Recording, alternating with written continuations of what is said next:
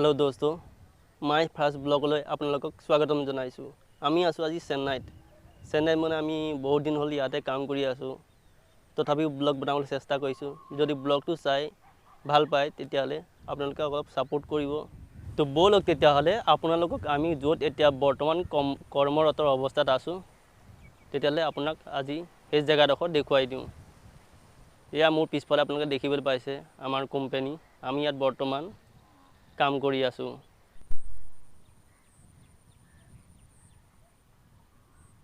এয়া আপোনালোকে চাই আছে আমাৰ কোম্পানী বলক তেতিয়ালে আমি কোম্পানীটো অলপ ভালকে ওচৰৰ পৰা দেখুৱাই দিওঁ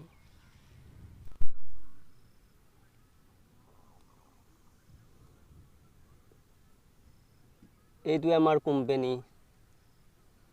চাইলক